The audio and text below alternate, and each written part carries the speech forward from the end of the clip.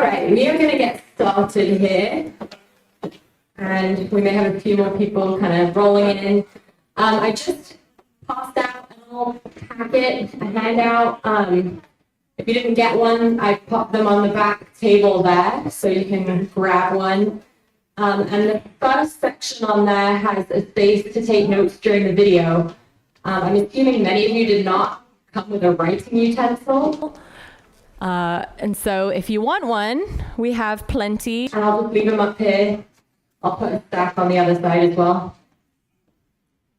But if you're someone who likes to take notes to help you stay focused, we have provided you with resources. All right. So we'll see how much we can get through. We've got a slightly shorter amount of time this morning. Our class for the next couple of weeks is going to be following a series by Andy Stanley, who is a pastor out of North Point Church down in Georgia. How many people are familiar with Andy Stanley and his work? Okay, great. So he's an awesome teacher, preacher, pastor, author, speaker. He's really engaging. I have loved working through this series myself, so I'm excited to share it with you. The series is called If Money Talked, 4 Things It Would Tell You. And I'm just going to read a little bit from Andy Stanley in the opening letter to his workbook. He says, "People get nervous when I preach about money. I get it. The church has a checkered reputation when it comes to money. But do you know what's fascinating? Money is what people want to talk to the church about all the time. When someone comes in with a challenge or request for advice, their situation is often related to money. We all seem to understand that faith and finances are connected. We just don't want to admit it. So if there's something in you that wants to stiff arm a Bible study about money, I understand. Andy understands. I understand too. I get it. If you think that God doesn't belong in your bank account, I can appreciate that. I hope you'll stick around anyway. You'll find out that this study isn't about God getting your money. It's not a plan for getting out of debt or avoiding bankruptcy, although I hope you do both. It's about something much deeper.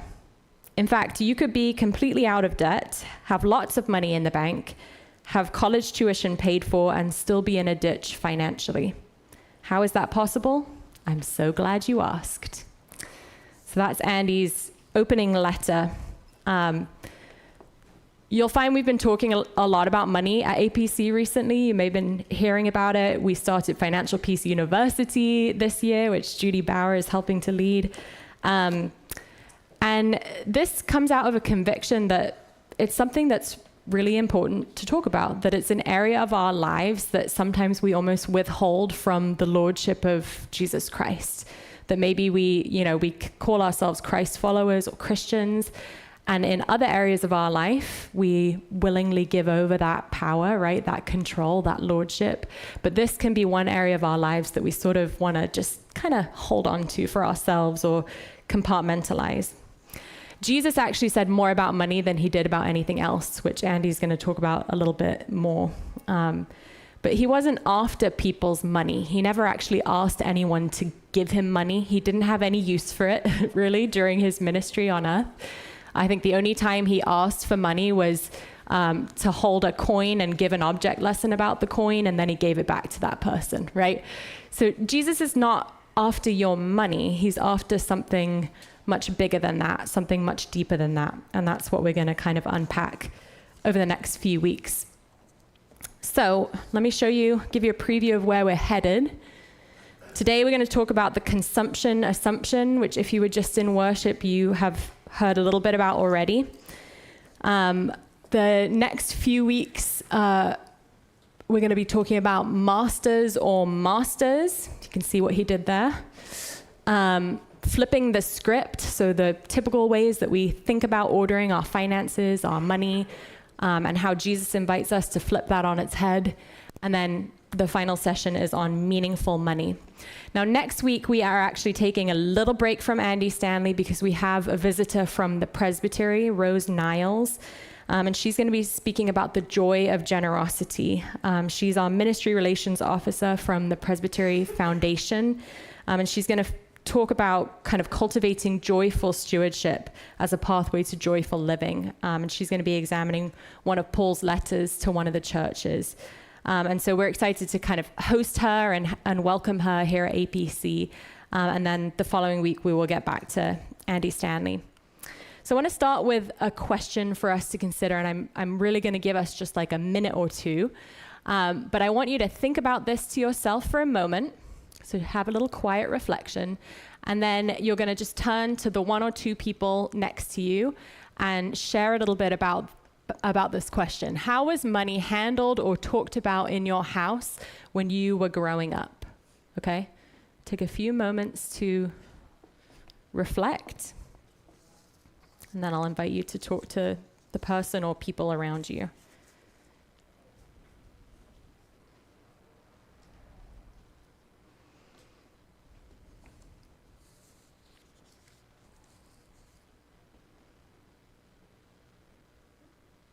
Is that enough personal reflection?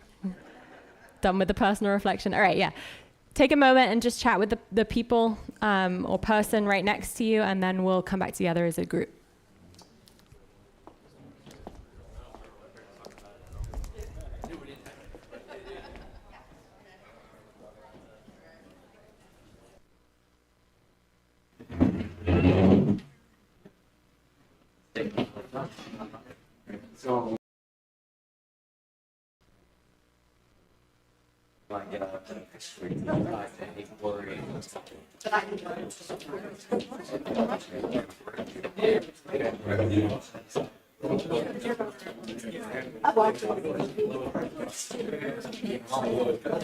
So,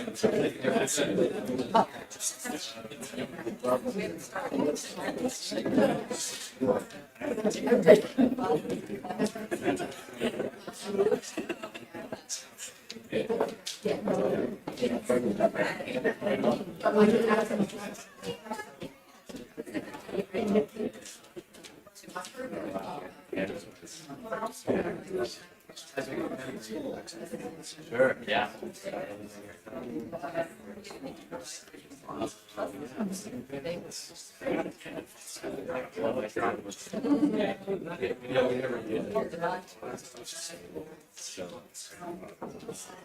I mean, thank you.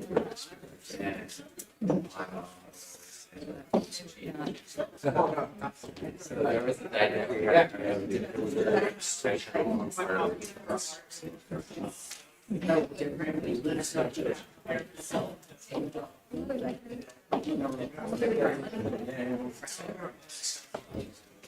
All right.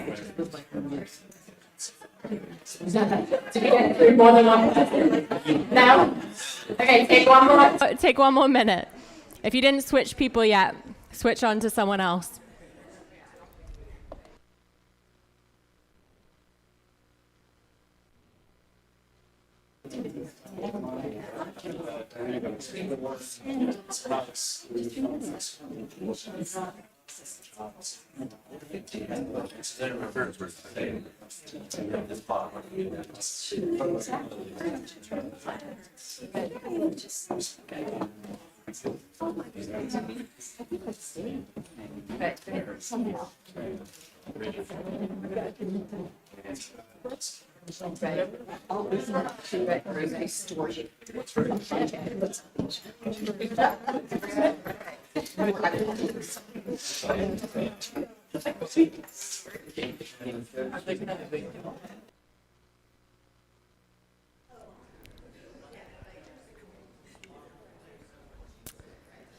All right, I'm going to move us along.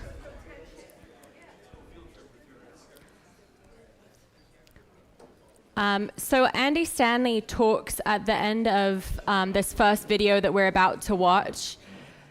Sorry, I cut my own mother off, I know. Oh, I cut Liz off. I'm sorry, Liz. There's so much in that question, and if we have more time, we'll talk about it some more at the end of the class, but I do want to make sure that we can watch the video since that's kind of the meat of our time together. So really just to kind of whet the appetite, that question is so important for us to consider, because we need to know what assumptions we are bringing to the conversation. We need to know kind of what our starting point is so that we can begin to notice how we're interacting with money. Like, what are the things that we're bringing to this conversation? What's our posture? What hang-ups do we have? Or, what gifts have we been given in the ways that we interact with money? And so Stanley's encouragement to us, and I'll give you guys this encouragement, is that over the next week, we should be kind of paying attention to maybe what are some of those assumptions. And you'll see in your handout that there are prompts for helping you to reflect on that. If you got a bit stuck when I asked that question, you can maybe work through some of those questions on your own time in the next week. So we're going to dive into the consumption assumption. And we're going to watch together. We going? Andy Stanley's first video. It's about 14 minutes. And again, on your handout, you have kind of the highlights from the video. And so if you want to take notes, jot things down as you go, you can do that. And then we're going to unpack it together afterwards, okay? So this is Andy Stanley.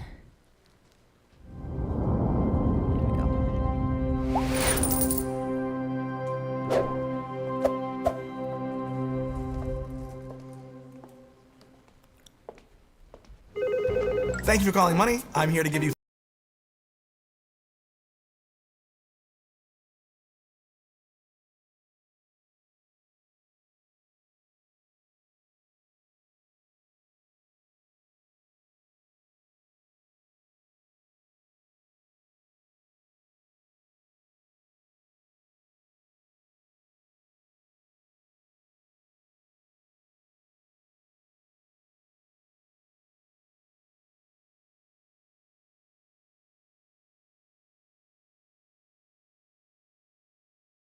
But listen, hey, even though you're technically worth nothing in dollars and cents, did I ever tell you how much our friendship means to me? It is this much.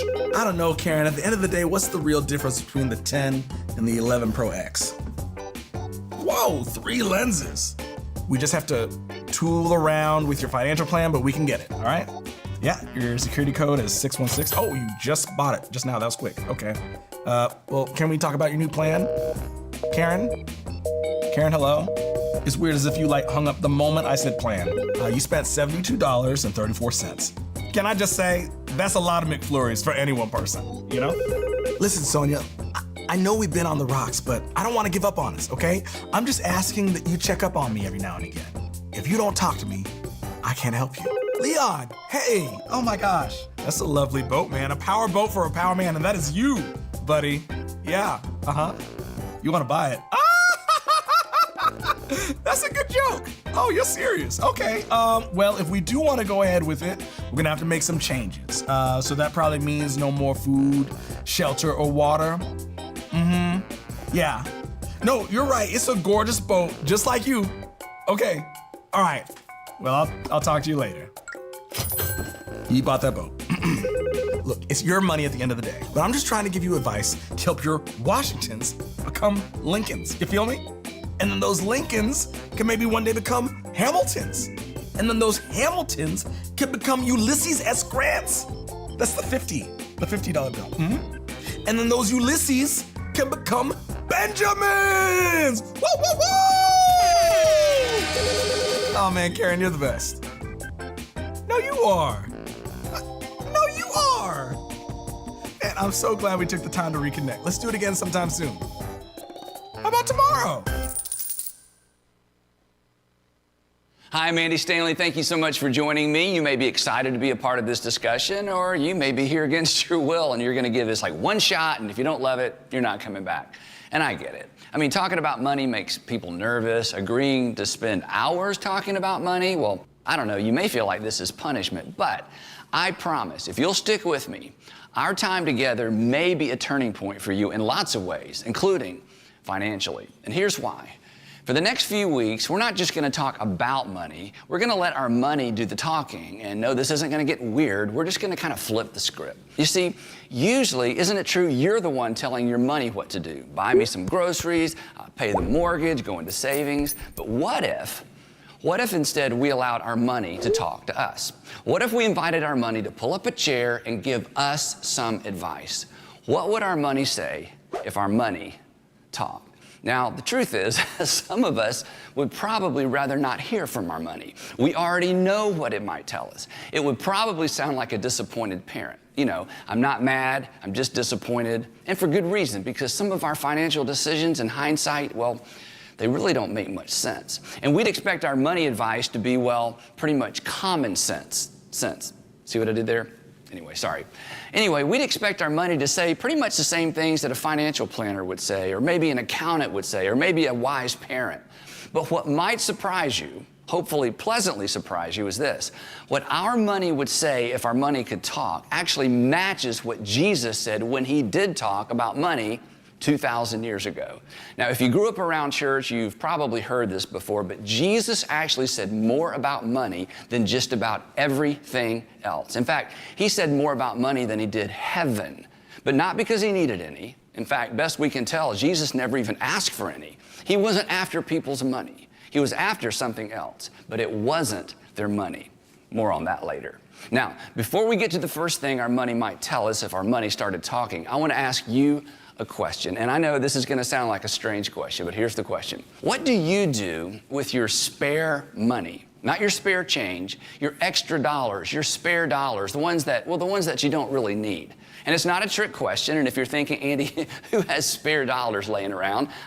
Sometimes I'll spare $1 for a good cause, but I don't have any extra money, and I certainly don't have any extra money laying around. And technically that's true. You don't have extra money just laying around, but you do have extra. Have you ever taken a vacation? Have you taken a vacation in the past couple of years? Do you have a car? Do you have more than one car? Do your kids have a car? Does your car have its own little house? Have you ever driven a perfectly good car to a car lot and then left it there and drove away in another perfectly good car but newer model that you used some of your extra money to purchase? How about this? When you went to purchase your current cell phone, did you walk into the store with a perfectly good cell phone in your pocket? Of course you did. You see, people with extra, we don't wait for things to break, we upgrade, we trade things in. Or how about this? Don't raise your hand. Have you ever gone into your kitchen, a kitchen that has countertops, a microwave, an oven, a refrigerator, and then ripped it all out, and then used some of your spare money to replace it all with countertops, a refrigerator, a microwave, and an oven? Do you have so much spare money that you actually pay someone to keep track of it for you? Like someone else's job is to take care of all of your money and invest it so it turns into more extra money? So when I put it like that, what do you know? You do have spare money. You just don't feel like you do. And the reason why you don't feel like you do is a word we don't talk much about. It's the G word. It's greed. It's hard to see greed in the mirror. Now, I can see greed in your mirror, but it's hard for me to see greed in my mirror. In fact, I've never had a conversation with anybody who was having financial problems who said, you know what, my problem is greed. Greedy people say things like this: I'm just careful. I'm a good money manager. I'm a saver. Again, it is very difficult to see greed in the mirror, and yet greed is behind much of our financial struggle, and greed is behind a lot of our financial stress. Maybe a definition would help.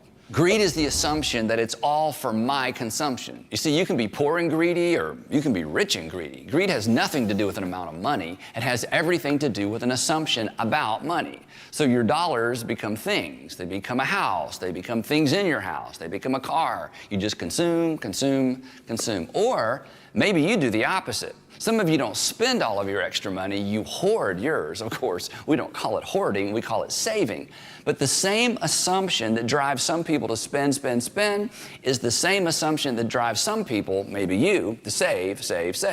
Because who are you saving it for? For you. After all, it's yours. Different habits, same assumption. The consumption assumption. And most of us are guilty. We don't feel like we have spare money because we either consume it now spending, buying, upgrading, or we stash it away in the bank or our 401k to consume later. But either way, it's for me. It's for me now, or it is for me later. And Jesus says that is a faulty assumption. And he points to a completely different way of viewing our money. And when we begin to view our money the way he does, it changes not just our finances. Honestly, it changes everything. It gets us off the treadmill of more, me. It's a completely different paradigm, and it leads to freedom, contentment, and ultimately satisfaction. Here's how Jesus introduced this topic. Here's what he said. He said, watch out, be on your guard against all kinds of greed. There's our word, greed. He's saying to those of us making the consumption assumption, spending it all, saving it all, assuming that everything that comes to us is for us, he says, hold up, wait a minute. Then he continues. He says, life does not consist in an abundance of possessions. In other words, life is more than stuff. It's more than our possessions or even our potential to acquire more possessions. And the fact is, most of us, think about this, most of us are going to run out of time before we run out of stuff. We're going to run out of time before we run out of money. We're going to die with a whole lot of stuff left over. Stuff somebody's going to pick through, sell, and then perhaps just throw the rest away. You see, if life consisted of possessions, we would run out of life the moment we ran out of possessions. And while we know that's not the case, it is so easy to fall into the trap of living as if life is nothing more than the accumulation of more.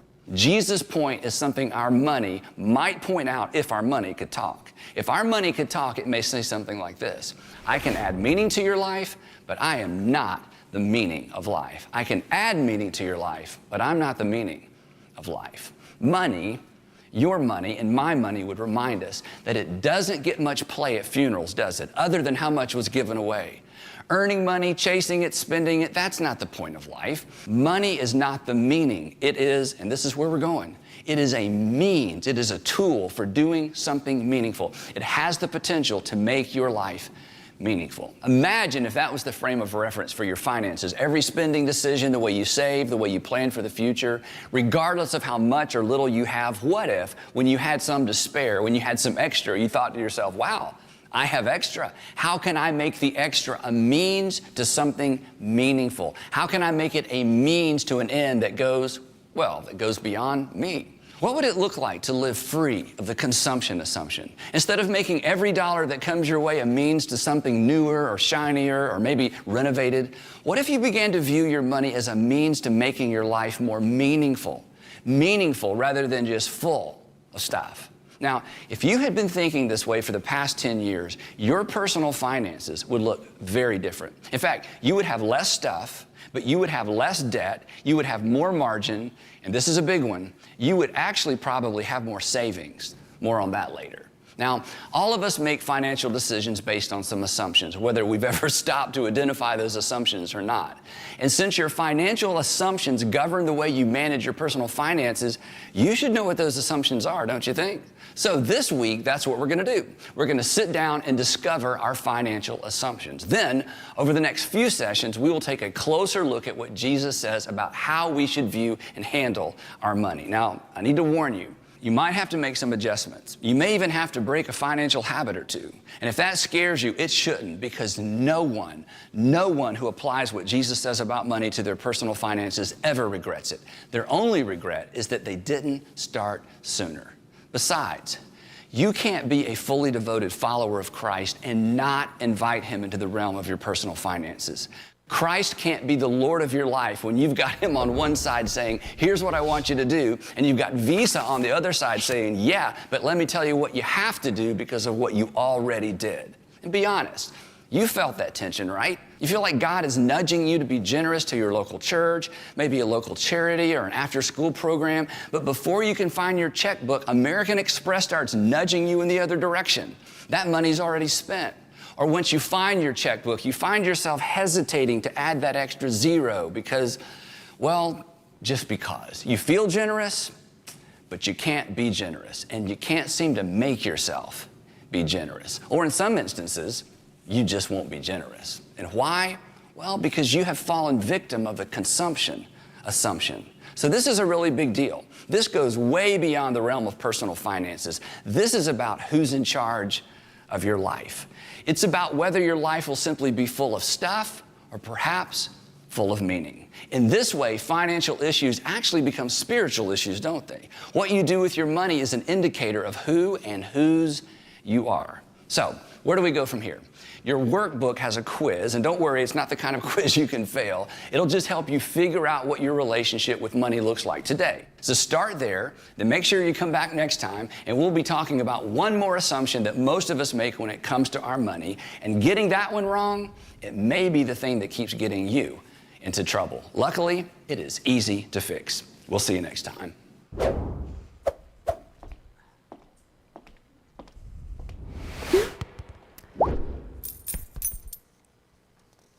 So he's going to mention the workbook a few times. I do have 9 copies. If anyone would like one, if anyone would really like benefit from having that and bringing it home with them and will use it, it's yours for the taking.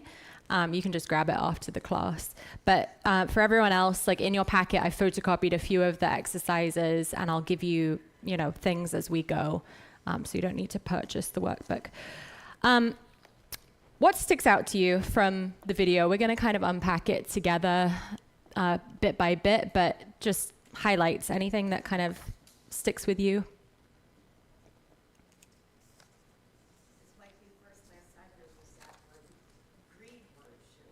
Greed, yeah. We don't talk about that much, right? Yeah. Not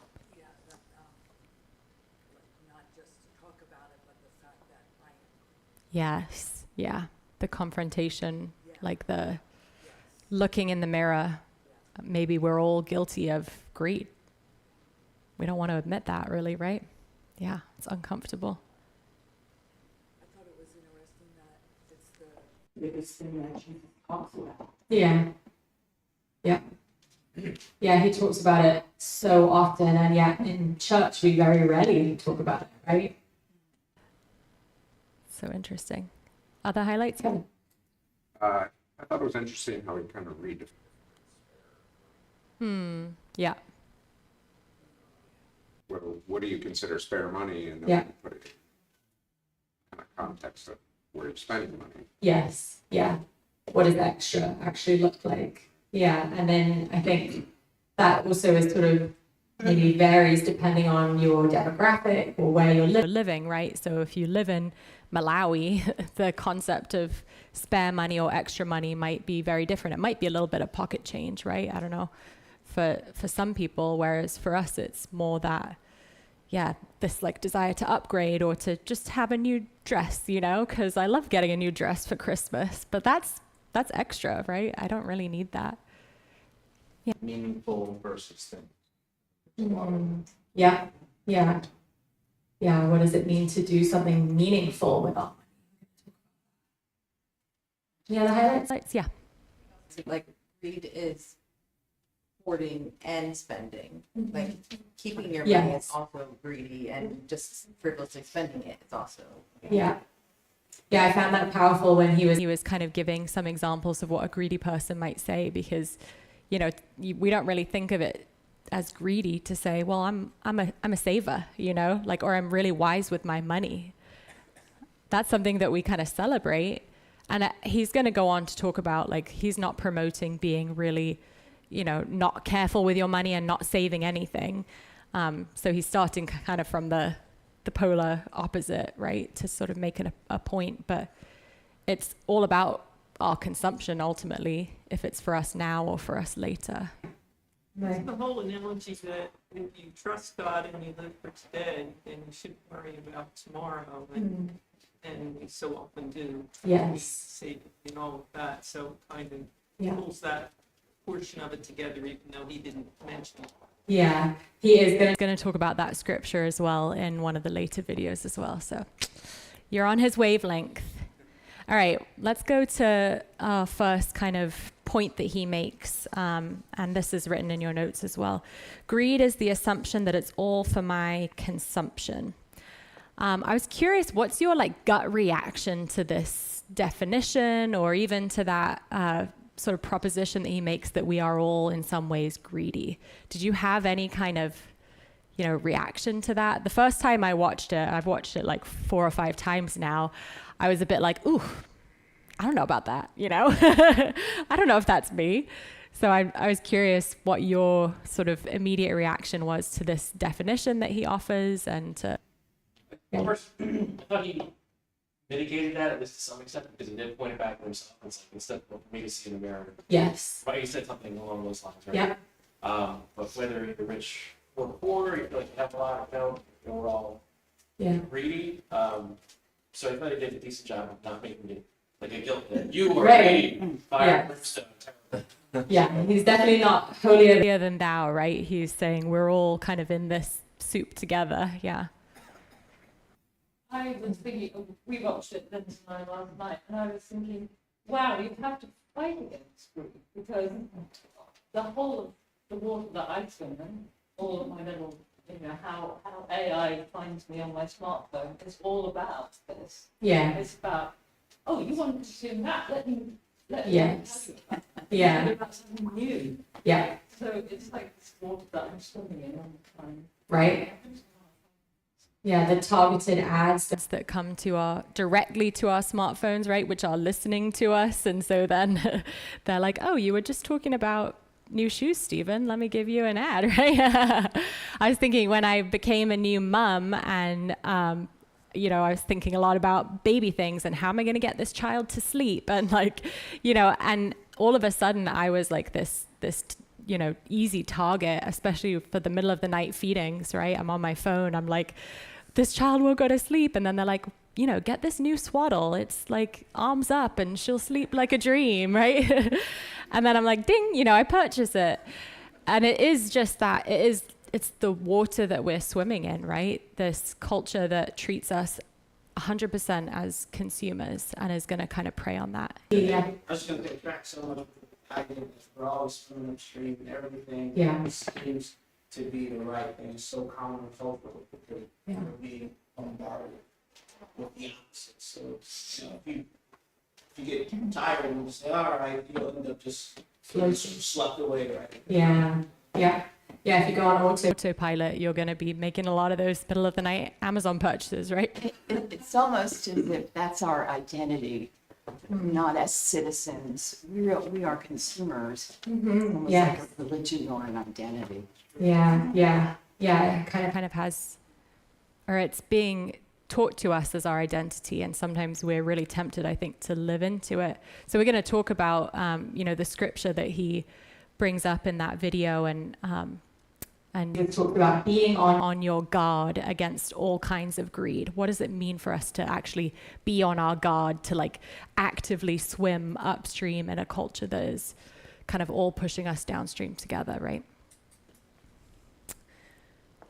So let's do that. Let's turn to the scripture. I'm going to invite someone to read this out for us, someone with a nice, loud, clear voice. Any volunteers? Judy. All right, so we're going to read actually the whole passage. When Andy quotes this, he just uses this first verse. But we're going to look at kind of the whole context, and you'll hear it again in worship when Stephen preaches a little bit later. But I think the whole passage kind of gives us a really nice context for what Jesus is saying here. Go ahead, Judy. And Jesus said to them, take care, be on your guard against all kinds of greed. For one's life does not consist in the abundance of possessions. Then he told them a parable. The land of a rich man produced abundantly. And he thought to himself, what should I do? For I have no place to store my crops. Then he said, I will do this. I will pull down my barns and build larger ones. And there I will store all my grain and my goods. And I will say to my soul, soul, you have ample goods laid up for many years. Relax, eat, drink, be merry.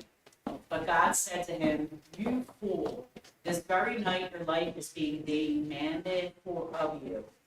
And the things you have prepared, whose will they be? So it is with those who store up treasures for themselves, but are not rich toward God. Beautiful. Loud and clear. Thanks, Judy. All right, so Jesus tells a story, a parable here, to illustrate what it looks like to store up treasures for yourself and to not be rich toward God. We're going to talk again with kind of the people around us about this passage. I have 2 questions that I'll put up on the screen, and then we'll come back together and discuss. So what was the rich man's error in this story? What was his problem? What did he do wrong? And then secondly, as kind of Mum just brought up and I mentioned, we're going to talk about how can we be on our guard against all kinds of greed as Jesus instructs us to be. So let's start with the first question, and I'm going to go back to the other slide, and then I'll tell you when we're going to move forward to the second question, and I'll leave it on this slide, okay? So you don't have to memorize the questions. First question to talk about with the people or persons or person next to you is, what was the rich man's error? What did he do wrong? Okay, go ahead. Have at it.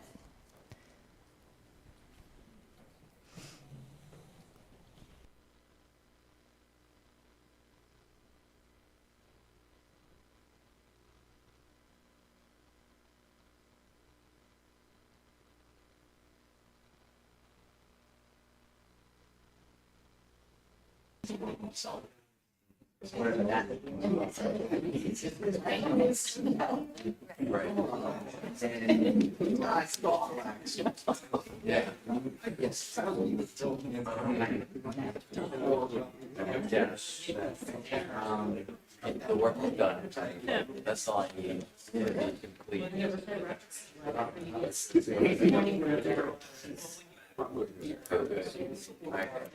Sort myself. Yeah, it's a very narrow.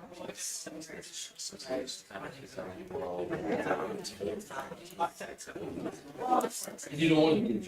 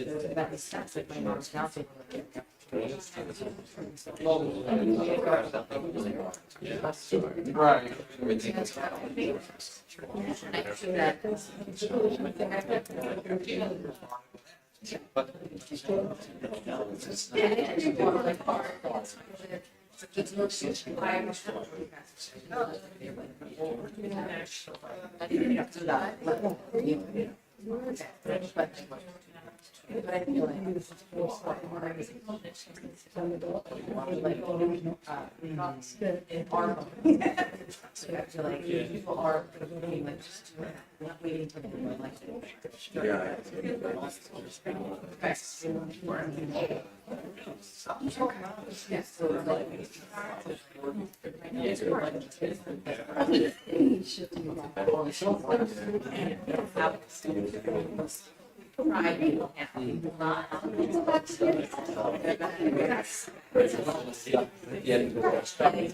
you're not giving it away.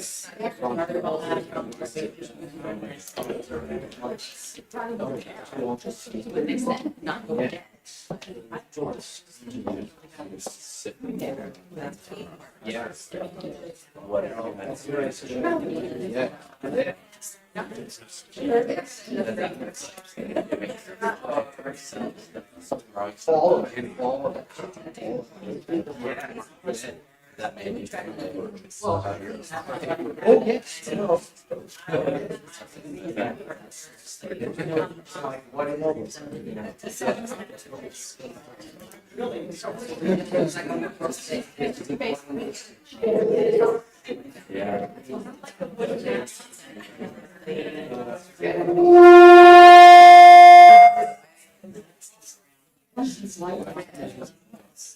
Right, so what was the rich man's error?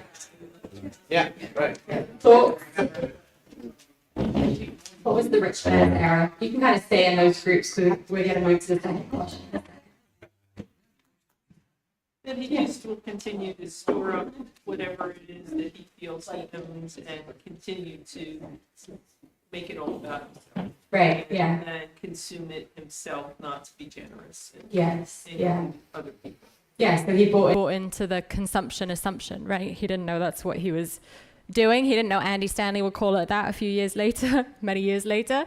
But it was all for him. It was all for his benefit, all for his comfort, right? And that he was so clever, he figured out, I think that all resided within his cleverness to figure out everything.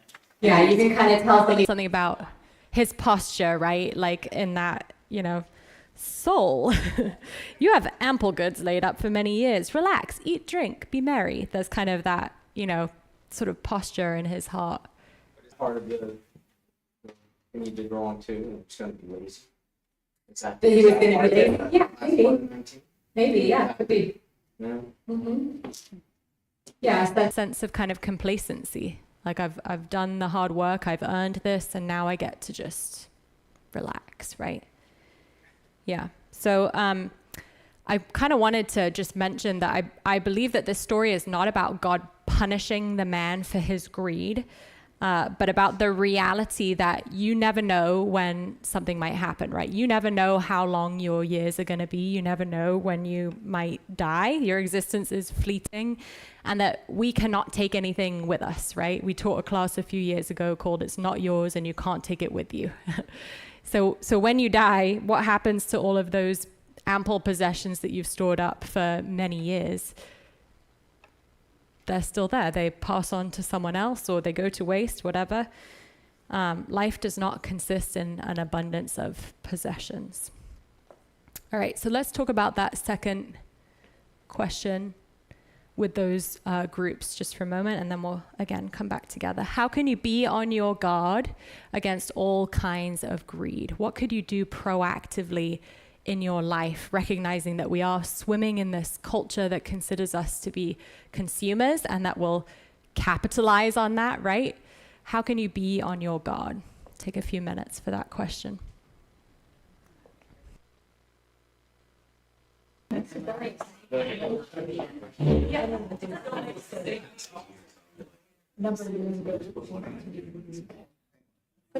Yeah.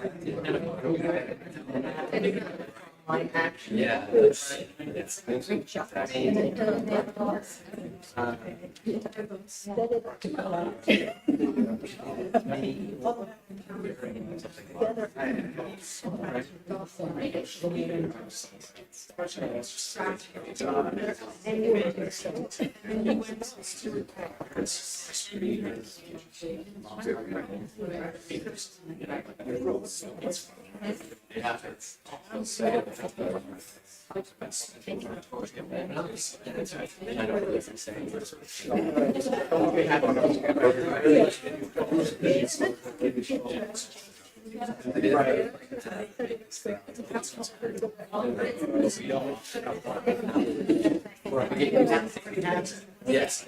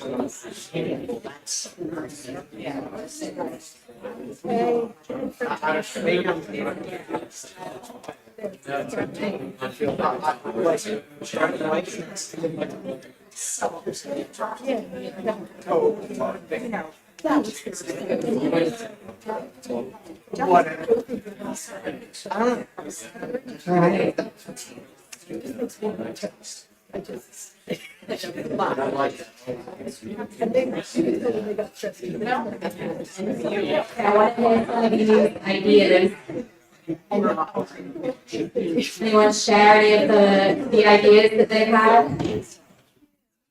I'm sure you guys have some brilliant brilliant ideas. Let's hear 'em. Think before buying. Think before buying. Whoever need that, don't make Yeah. a sweater. Yeah, take a moment of pause, maybe. Yeah, maybe inventory what you have. And think about, is it a need? Is it a want? Yeah. There you go. Do it alone. Yeah. Yeah. Find a community who's similarly trying to live into that value. That's great. Yeah. Other ideas? Yeah. We talked about finding a balance between saving and spending. Yeah. So, because we're more savers, and then, but at what point, you know, to use it and enjoy it and just be okay with, you know, with spending it. Yeah. Yeah. Finding a balance between the two. Yeah. Yeah. Maybe it is partly recognizing what's your bent. Like, are you the saver or the spender? You probably had to do this if you ever did any kind of couples counseling or premarital counseling. I know I do that with couples, but you sort of talk about, you know, what's your role in the dynamic?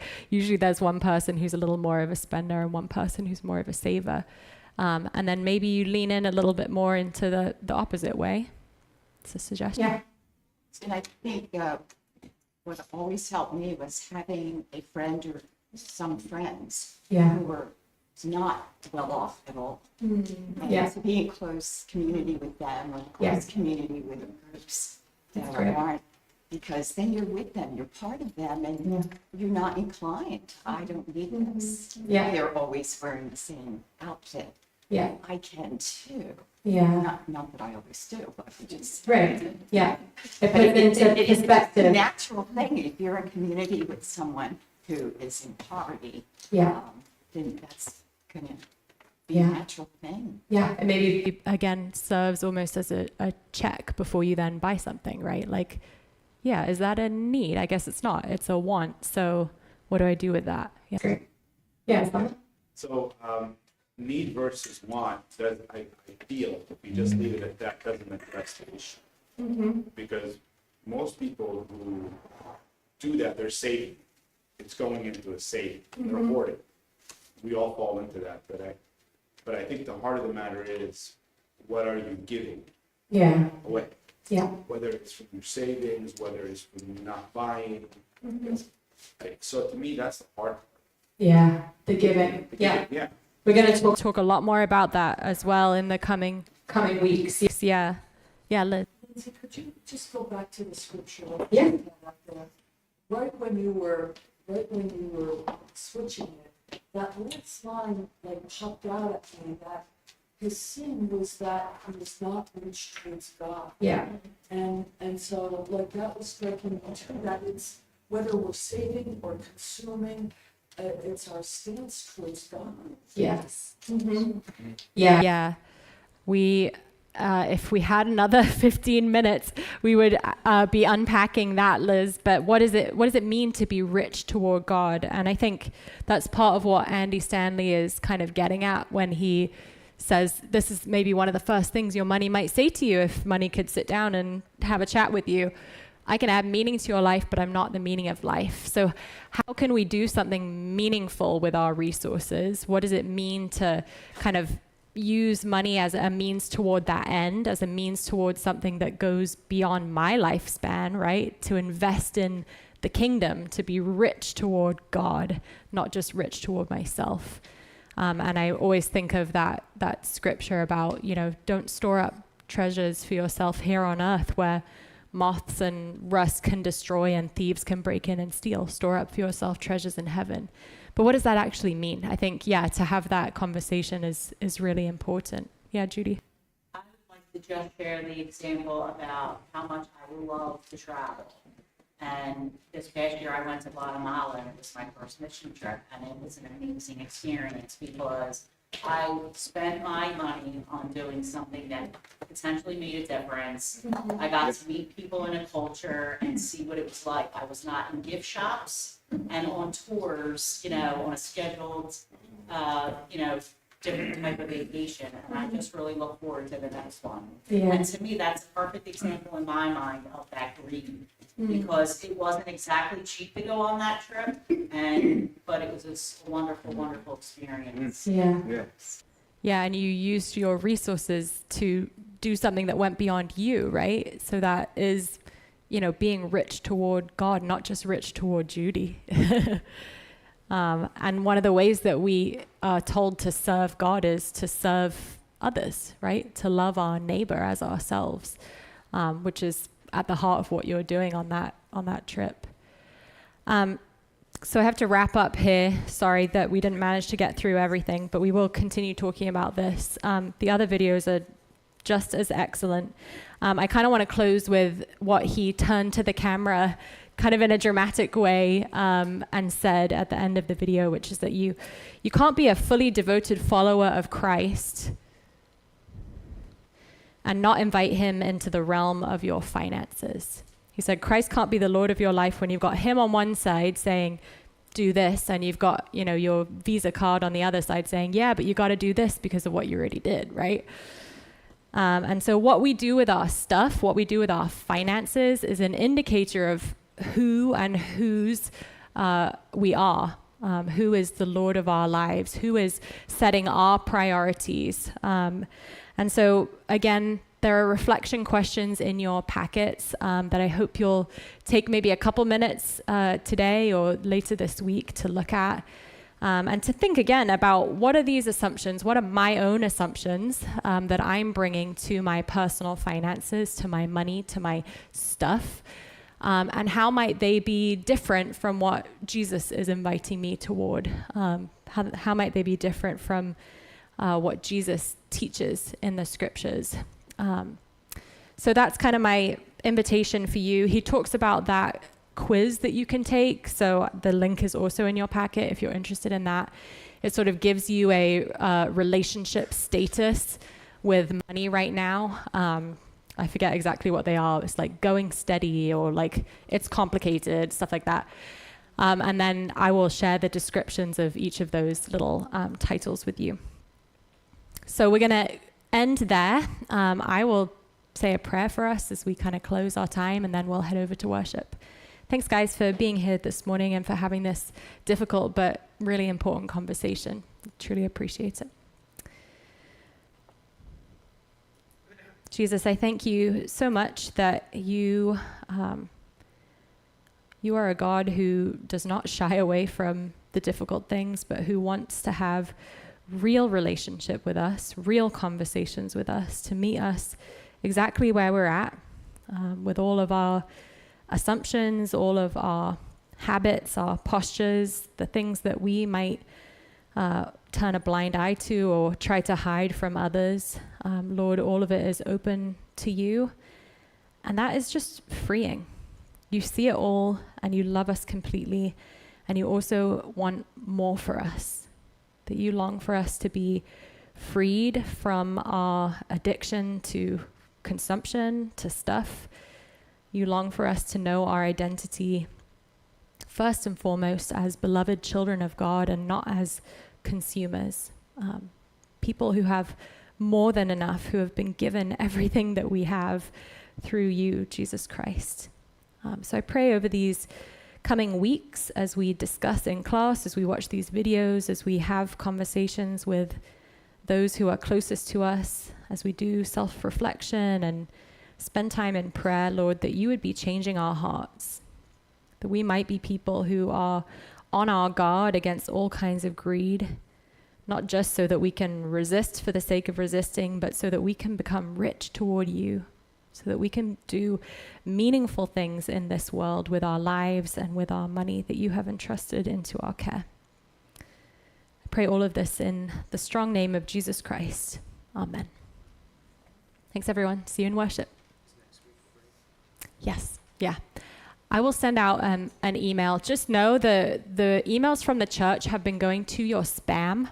It's a known issue with the email service that we use. But so just check your spam a little more often right now. You'll probably find information from us there. Okay?